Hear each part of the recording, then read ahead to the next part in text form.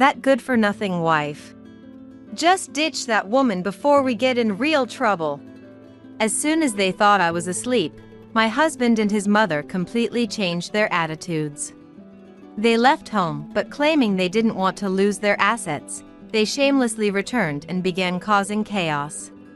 When I confronted them with reality. My name is Daisy. I'm 30 years old. I got engaged to my husband, Brad, after dating him for 5 years. We were living with his parents in their house. Initially, we had agreed to buy our own house when we have our first child. It's been nearly 2 years since then, but we haven't been blessed with a child, and we're still living with his parents. Living with my husband, his mother, and his younger brother, I was often the subject of concern from those around me. My parents lived far away, a distance that required air travel, and they always expressed regret that they could not help me. However, my husband was always kind to me, and I had a good relationship with my mother-in-law, so far removed from typical mother-in-law-daughter-in-law issues that it felt like they didn't apply to us. Because of this, I was very happy. One day, I got into an accident and broke a bone. I was hospitalized and couldn't move on my own. In the early days after the accident, my husband and mother-in-law visited me daily and worried for me. Now, they only visit once a week. I was grateful they even came to visit, but the next day after the doctor told me I might have lasting injuries. She can't do housework or anything, but she's going to cost us more than ever. What a useless wife. If she has lingering issues, having kids is even more out of the question, right? Yeah, maybe. Now that it's come to this, I think it's a good thing we don't have kids. And if she stays bedridden forever, I'll have to do all the housework and care for her? I didn't agree to marry for this. Wasn't it to do the housework and caregiving? If she hadn't gotten into an accident, she could have continued as our maid. What a disappointment. Before this becomes too troublesome, please get rid of that woman. I get it. I'll divorce her quickly. Thinking I was asleep, the two of them had this conversation in my hospital room. I was nothing more than a maid and a caregiver to them. After that, the attitudes of my husband and mother-in-law towards me became blatantly cold. Your husband hardly comes, does he? He must be searching for a new woman. If only you had a child, you could have kept him by the skin of your teeth. My husband wasn't even coming once a week anymore. My mother-in-law seemed to just be passing time by saying nasty things. My brother-in-law, however, was doing the laundry and checking if I needed anything, and was generally very helpful. He visited me nearly every day and even took me to the open-air area in my wheelchair when I felt suffocated by my long hospitalization. I was tired from physical therapy and wanted to give up at times, but I think I've made it this far thanks to my brother-in-law. His presence was that much of a help to me. I'm not getting worse, and physical therapy is going well, but it's still hard to say anything about any potential lingering issues. When I told my husband and mother-in-law about this. Huh? Seriously? See? I told you. We should have gotten rid of her sooner. The two of them started arguing over me. What are you two even saying? Aren't you being too harsh on Daisy, who's been taking care of our house and our father all this time? In reality, I had been taking care of my father-in-law for 5 years while dating my husband. When we started dating, we were told, "Why don't we live together since you both are going to get married anyway?" Yeah, it's a great deal. We can save money and live together, and then get married when we're settled. When I hesitated, they said, "It's okay. We have plenty of rooms, and we won't invade your privacy. Plus, you don't need to pay rent. You want to marry my son, right? How could I refuse? But in return, we have a favor to ask.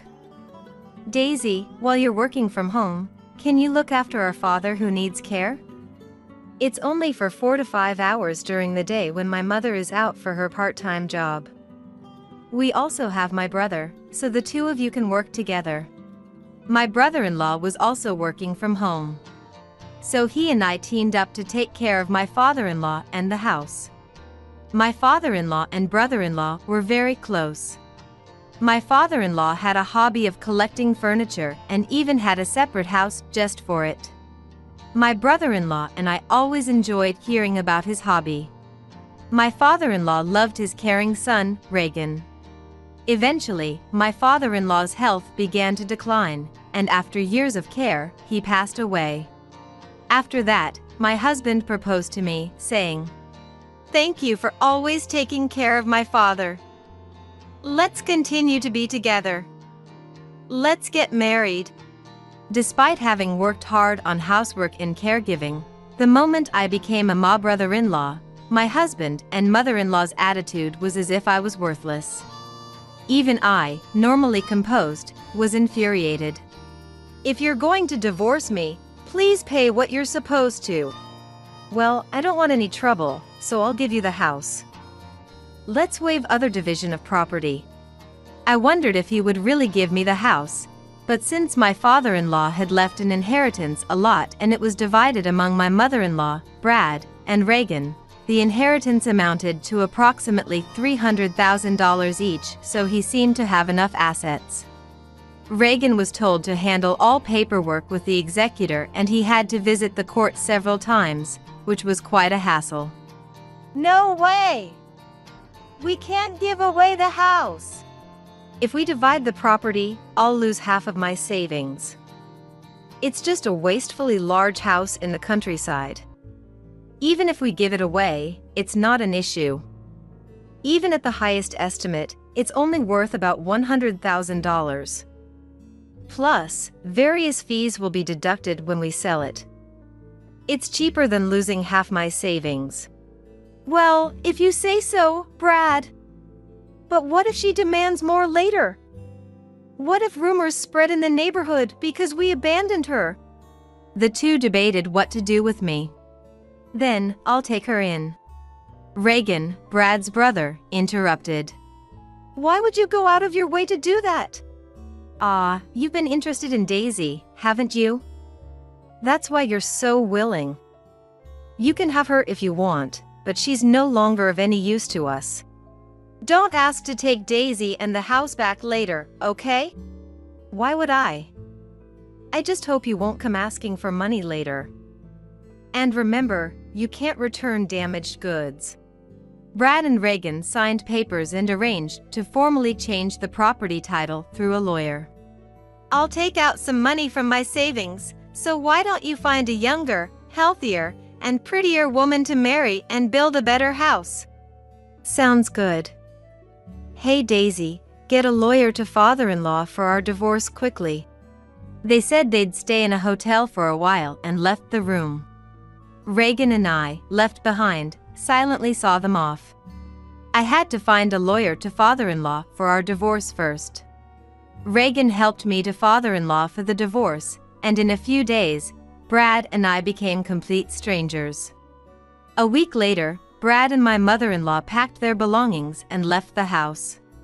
It was strange that Reagan, Brad's brother, continued to visit me. "You don't have to visit anymore. We're strangers now that I've divorced your brother. There's no need for you to worry about your former sister-in-law," he responded. "I'm doing this because I want to. I didn't get along with you just because you were my brother's wife. We've both provided care and did housework together. We've talked a lot more in these 7 years than you ever did with my brother. We're friends, aren't we?" Reagan said with a gentle smother-in-law. All I could do was express my thanks and gratitude. A month later, I was discharged from the hospital. Although I had to visit the hospital for physical therapy, I felt relieved to be home after such a long time. "Do you think those two will really never come back? I'm worried they might come back and make me work again." "If they come back, I'll drive them away." I can't forgive them for treating you so horribly. Plus, they have no right to return to this house, Reagan reassured. I was still unable to move as before, so Reagan took care of most of the household chores. Fortunately, as I had been working from home as a freelancer, I was able to return to work and contribute financially. Thanks to the bi-weekly physical therapy, I recovered smoothly without any complications. A year later, I was able to live as before, and Reagan and I collaborated on the housework. We spent more time together, syncing our days off to go on trips. Just when I thought our peaceful days would continue, a storm suddenly came. One night, while Reagan and I were eating dinner, the door was knocked and the intercom rang repeatedly. When I nervously answered, the person on the monitor was Brad. "Hey! Open up!" Thinking his noise might disturb the neighbors, I opened the front door, and Brad entered the house without hesitation. "What do you want?" "Huh? Why do I have to put up with such an attitude just for coming home? This isn't your home anymore. State your business and leave quickly." "What are you talking about? I'll be living here again from today." "Oh, I'm hungry." "Hey, Daisy. Give me some food." My ex-husband ordered me to serve food. "Hey! Cut it out! Why are you here?" "Well, I've spent almost all of my money. My mom will be here soon, too, so leave the door unlocked." Seeing that I remained silent, he, "Oh, you're all healed up, huh? That's great. Let's get back together. You must have had a hard time without me." My ex-husband, who still mistakenly believed I loved him, said, approaching me with a disgusting familiarity. The sheer audacity of him made me feel sick. "Stop it. I divorced you. I don't care about you anymore. Don't get cocky. You've been living on my money all this time, and you can't do anything but housework. Just shut up and do as I say," Brad shouted at me. Just then, the door opened, and his mother arrived. "You left the door unlocked. That's careless." "Oh? What's going on?" "She's been getting cheeky, so I was giving her a bit of education. She's grown thick-skinned in the year we've been away." Once again, Brad and his mother began to make themselves at home as if it was the most natural thing in the world. "Enough is enough. This isn't your home. I'm calling the police." "Oh yeah, about that. This house was originally in your father's name, right? So that means that the heir, including my mother, makes our agreement null and void, doesn't it?" Brad said, spouting such an unreasonable claim. "You promised to give me the house. If you're nullifying that, then everything about the division of property should be nullified as well. Give me half of the savings." "Sure, but I don't have it anymore. Didn't I tell you earlier? I've squandered it all. I've quit my job, spent it all on booze, fun, investments, you name it." I was taken aback by Brad's words. It was unbelievable that he could have spent such a large sum of money in just 1 year. "Also, I have some debts with consumer finance. About $20,000, I guess. Can you pay for me?" I initially thought he was lying, but his mother confirmed it. "I can't lend you that much money." "I'm not asking you to lend it, I'm telling you to pay it." "I'm not giving you any money. I'm calling the police." As Reagan dialed the police to report the situation. "You've become quite daring in the past year. You're just showing off because Daisy is here." Brad began to wreak havoc in the house, breaking the precious furniture that had been my father-in-law's keepsake. His mother also started to destroy the furniture, laughing as she did so. "How could you do something so terrible? That's the closet my father-in-law cherished. Shut up! Brad and his mother continued their rampage, ignoring my pleas. About 10 minutes later, when the police arrived, I explained the situation to them. This is quite a mess. Let's hear your side of the story. Huh? What's wrong with me breaking things in my own house? That's right. We're just crushing things we don't need. What's the problem? When the police seemed unsure how to respond to this, Reagan stepped in. This house has never belonged to these two. It's under Daisy's name. Huh? What kind of nonsense are you talking about? Actually, before he passed away, our father-in-law left a will through a lawyer. Of course, you wouldn't know. You handed over what you were told and left the rest to Reagan. So, this house was yours from the beginning? When I confirmed this, Brad and his mother stood dumbfounded. So, this isn't your property then? Oh, hold on. But I am her ex-husband. We're like famother-in-law, so she'll forgive me, right? Don't make me laugh. You're a stranger once you're an ex. I even know that you were in contact with another woman before our divorce was finalized, and who treated me like a maid if not you. No, that's not what happened. I was just going along with what my mom said. She ordered me to do all this. Brad, what are you saying? Your failed business, your failed relationships with young girls, your gambling and debts, aren't these all you're doing? According to his mother, Brad had been trying to marry a young woman after our divorce. He also quit his job to start his own business, but it failed in just a month. Even with money, Brad was rejected by the unemployed man and became reckless, going around playing and gambling, saying he had money and could afford it. He had said that he had almost no money left, and it seemed that it was indeed nearly zero. You brought this upon yourself. All this is Brad's fault. So at least forgive me. Despite their previous condescending attitude towards me, they both desperately pleaded for forgiveness, trying to shift the blame and groveling. This was truly ridiculous. No, I won't forgive either of you. And this isn't something from the past, is it?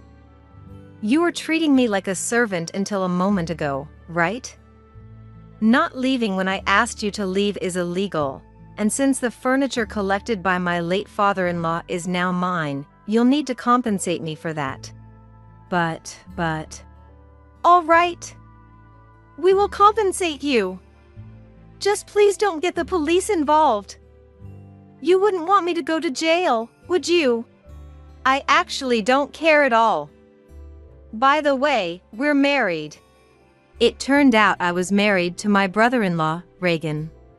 Or rather, he was my former brother-in-law, now my husband. Why you? It hasn't even been a year and you've moved on to another man. My own brother at that. What are you talking about?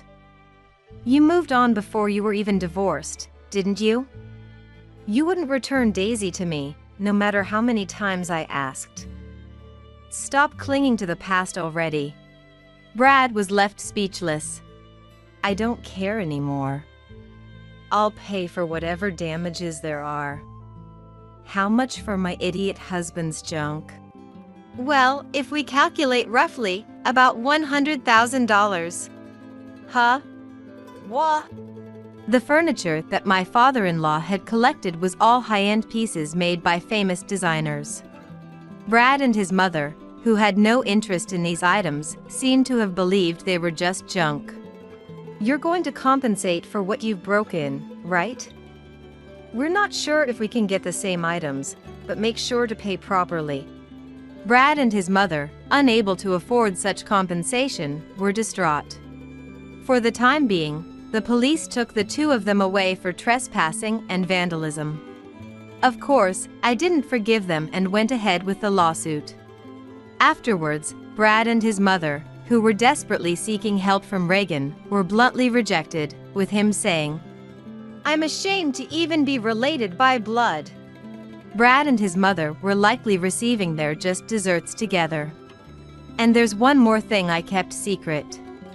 My father-in-law told me to sell the house and use the money as I wish. Reagan had told me that the price of the house was $100,000, but in reality, the documents stated the value of the house around $500,000. It's a good location, so it might sell for a bit more, but for now, Reagan and I decided to take it easy in the house my father-in-law left us, with no plans to sell it. Eventually, we planned to sell the land and build a new house. I had some worries about having children, so after getting married to Reagan, I went to the gynecologist for a checkup, but there were no issues with either Reagan or me. Now, with the troublemakers gone, Reagan and I are living happily together. My name is Darcy. I currently live in a single-family home with my husband Carlos and our daughter Nikki. Carlos and I met back in college, and we instantly clicked. I was in the design department, and he was studying law. We happened to be in the same club. After graduating, I took a job at a design firm and was doing what I loved. Carlos and I dated for a few years and got married in our early 20s. I continued to work during my early pregnancy, but once Nikki was born, I decided to focus on raising her. Carlos and others encouraged me to prioritize parenting, so now I work from home. By the way, Carlos passed the bar exam after college and is now working as a lawyer. Mommy! I'm going to play with my friends. Be back before it gets dark. Okay. Life's pretty amazing, living with a loving husband and an adorable daughter while doing the design work I love. Then, one day, something unexpected happened. I was out shopping a bit far from home when I saw my mother-in-law, Christine, struggling with some heavy bags. I couldn't help but approach her. Mother-in-law! Oh, Darcy, what a coincidence! Christine smiled warmly at me. Since it had been a while, I felt happy to see her and suggested, "How about some tea?" "I'd love to, but I'm in a hurry." "Oh, I see. My apologies." "It's fine. Let's catch up over tea next time." "Then let me at least help you get these bags home. They look really heavy." After some convincing, I loaded her bags into the back seat of my car. They were pretty heavy, and carrying two of them seemed like a task. Christine said, "I'm sorry, and thank you," with a smile, so I felt reassured that being a bit assertive was okay. Plus, there was something I had been wanting to talk to her about. We chatted about this and that as I drove her home. It takes about 3 hours and 30 minutes to drive to our in-laws' place, so we can't visit frequently. However, we do make it a point to visit for New Year celebrations, so I know the way. Weren't you struggling carrying all this by yourself? I decided to ask about something that had been bothering me on the way. In one of the bags my mother-in-law was carrying, there were groceries. In the other, there were daily necessities and cosmetics. Items clearly geared toward a younger demographic rather than what she'd typically use. "Well, they're essentials. I ended up buying a lot." Her expression seemed a bit down. I didn't pry any further and drove us to her home. "Darcy, thank you so much. You've been a huge help. This is far enough. I can take the bags to the entrance." "Oh, you don't have to." When my mother-in-law opened the door, I placed the bags at the entrance. Just then, I heard a harsh voice. "Finally, you're back. What took so long, mother-in-law?" The voice belonged to my sister-in-law, Caddy. She seemed surprised to see me, and her words trailed off. I was equally surprised to see Caddy and found myself frozen in place. My mother-in-law looked flustered as she assessed the situation. "Sister-in-law, long time no see. How have you been? Fine, fine. It's been a while for you too, Caddy. Saying that, I return a smile to Caddy. I hold back a sigh as I look at her. She clearly looks like she's just woken up. She's holding her mobile phone in one hand. Her incomplete sentence alone was enough to raise suspicions. I'm sorry for the sudden visit. I happened to see mother-in-law while I was shopping nearby. She looked like she was struggling with the bags, so I came along. I see. I just got back from work this morning. I'm a mess, sorry. Thank you for helping mother-in-law. I'll take it from here. Caddy quickly grabbed the bags and took them inside. In a soft voice, I asked mother-in-law, "Is everything all right living with Caddy and the family?" Mother-in-law simply smiled and nodded. Thanks for your concern, Darcy.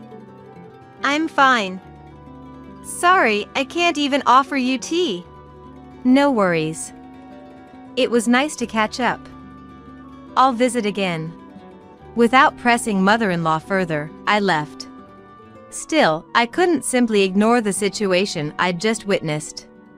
Originally, mother-in-law was supposed to live with us, but after my father-in-law passed away over a decade ago, my brother-in-law Brett said, "We'll live in the family home and take care of Mom." Even Carlos, my husband, was initially concerned.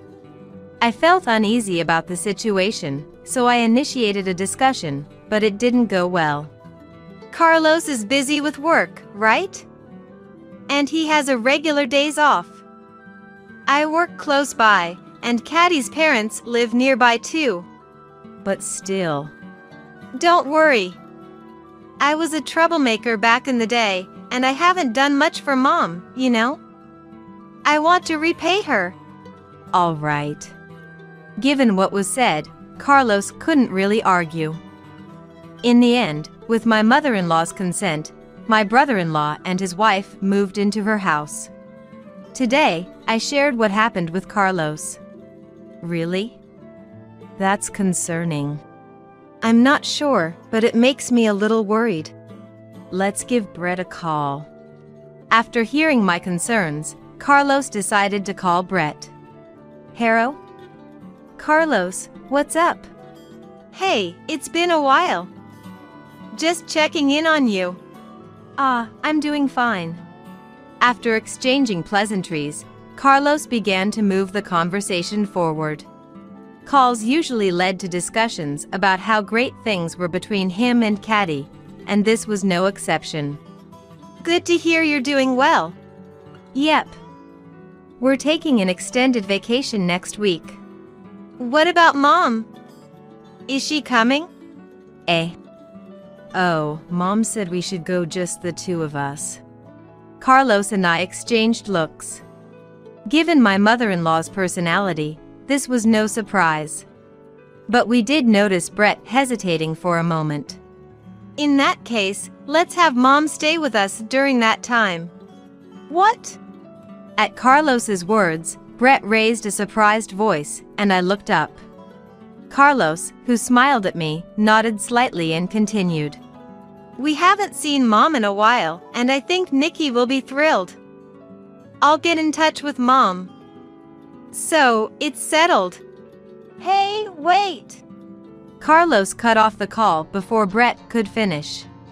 Carlos exhaled deeply and looked at me with a serious face. We had stumbled upon an opportunity to discuss my mother-in-law. Following that, Carlos promptly arranged the dates with Brett. I coordinated with my mother-in-law, and she agreed to stay with us for about a week. Granny's coming today? Yes, isn't it exciting? Yeah. Nikki loves Granny. Nikki was ecstatic that her grandmother would be staying over. A few days later, my mother-in-law arrived at our home with minimal luggage. As soon as she entered, she looked relieved and bowed her head. I'm sorry for intruding for a whole week. Don't worry about it, you're more than welcome. Nikki has been looking forward to this, so please make yourself at home. And so, we spent a week together with my mother-in-law. However, I felt uneasy about my mother-in-law's actions from day one. Before her arrival, I cleaned up the home office I usually use for work to make space for her. When I showed her the room, she immediately said, "Oh, you've prepared such a room for me. I feel bad. I'd be okay just with a corner." "No worries. Please, feel free to use the room. I only use it for work anyway." I convinced her to use it, but she still seemed apologetic. Also, with the kids off school today, I was planning to make lunch for the three of us when she said, "Let me cook." "Can I use the fridge?" She kept insisting on doing household chores even though I wanted her to relax. Gratefully, I managed to get her to unwind in the living room by having Nikki play with Granny.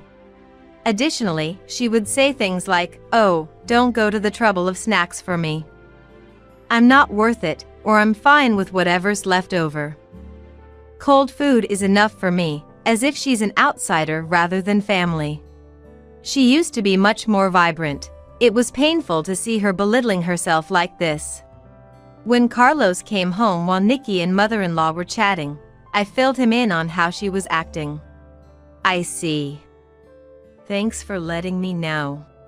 I wish she would value herself more. Let's keep an eye on her. It's only the first day." "Right." And just when it was getting late and we were about to go to sleep, my mother-in-law said, "I guess I'll borrow this spot for a bit." Carlos and I were at a loss for words at her action. She was trying to lie down and sleep on the basement floor. "Mom." Carlos was speechless. I said as calmly as possible, "Mother-in-law, please consider this your room until you leave. Use a comforter so you don't catch a cold." "But won't that be a bother?" "Absolutely not.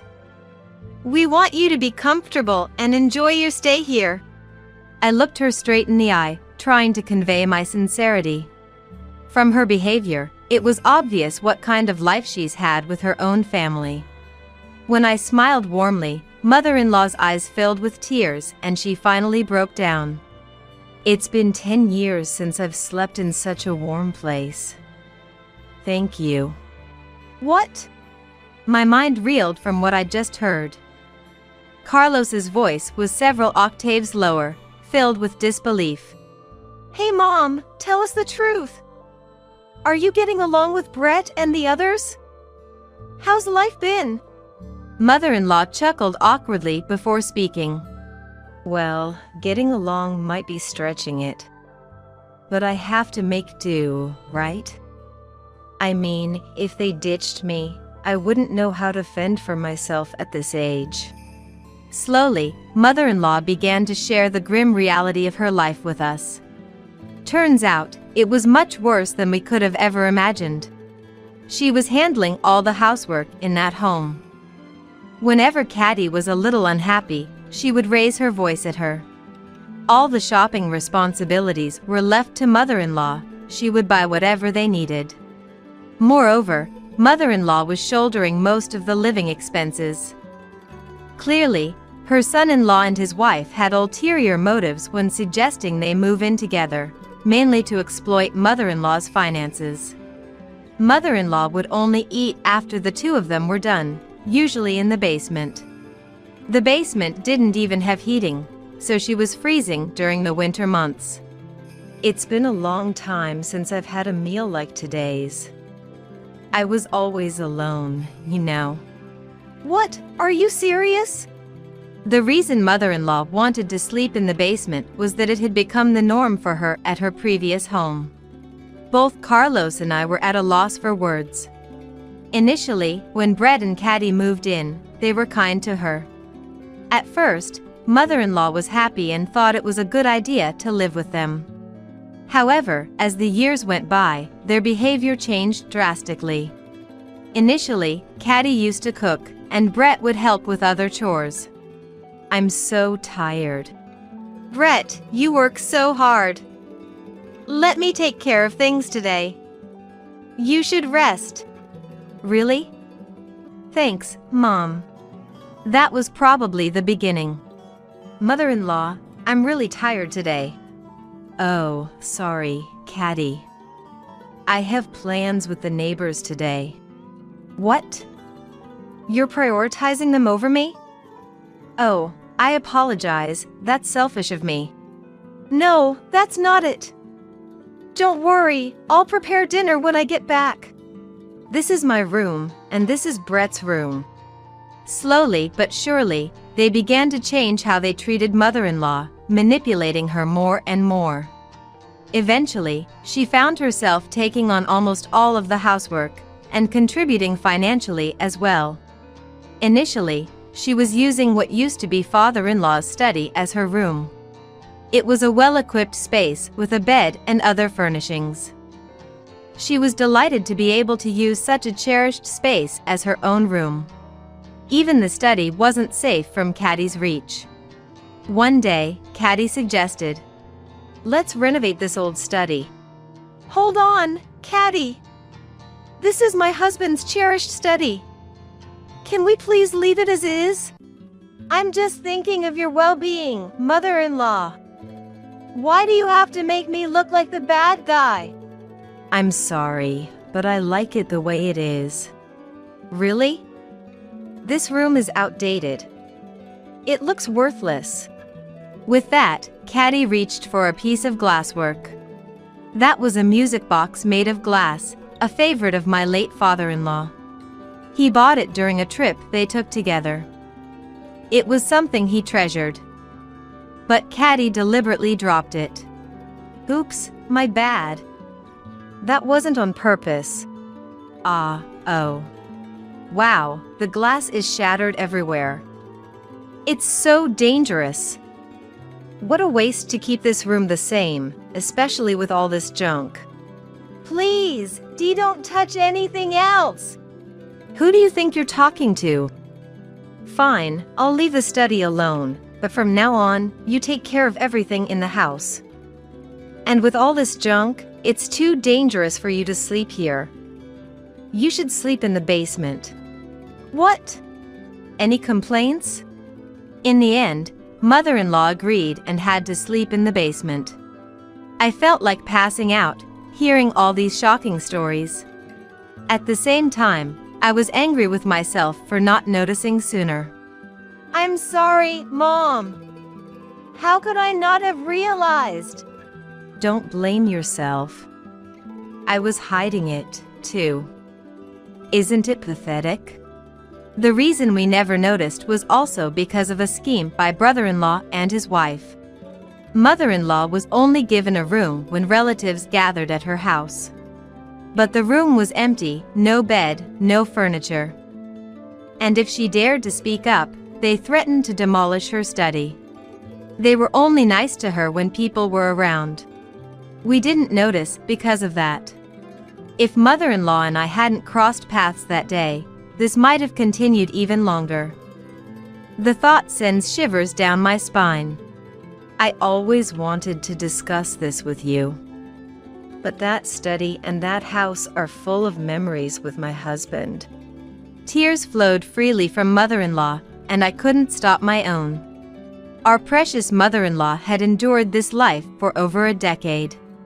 I can't even imagine how tough it's been for her. Why would her own family do this? They're not human. I shouted and hugged mother-in-law tightly. Darcy, I'm sorry. I need to step out for a bit. After we had cried together, Carlos gently rubbed my back and spoke softly. Don't worry, Darcy and Mom. I'll handle this. Please take care of Mom, Darcy. I nodded quietly. Got it. Leave mother-in-law to me. Carlos. I hugged our concerned-looking mother-in-law again, stroking her back to comfort her. Then I turned to Carlos and said firmly, Go teach those awful people a lesson. Of course. Carlos chuckled and nodded, then left the house. Later, Carlos called to say he wouldn't be back until tomorrow evening. I shared the news with mother-in-law, and we all drank warm milk, trying to lighten the mood with some good stories. Nikki, who had heard the commotion and looked worried, joined us.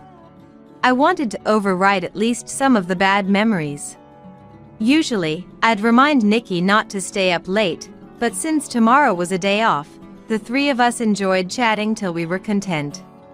All right, that's enough for today. Mother-in-law, would you like to go shopping with us tomorrow?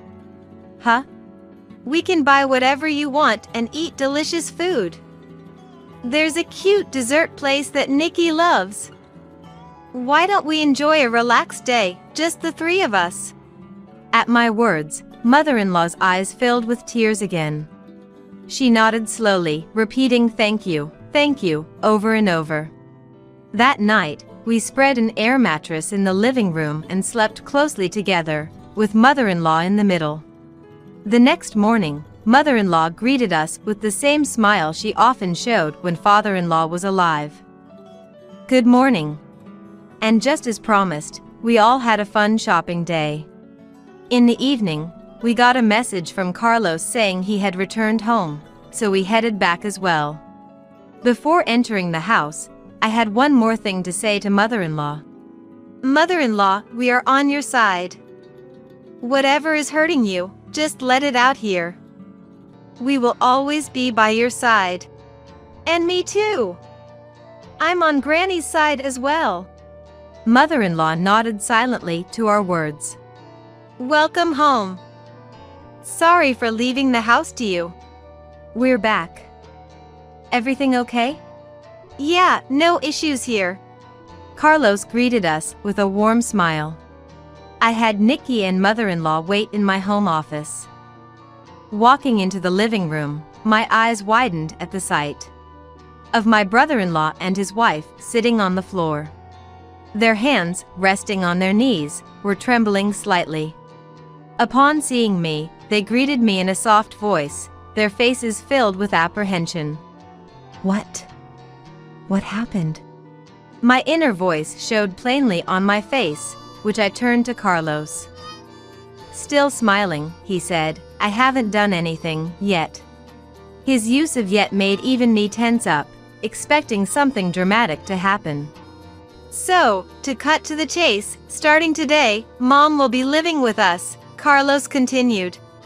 I felt relieved at those words. Carlos continued to speak to me as I nodded. So Brett, do you fully grasp what you've put Mom through? And you too, Caddy.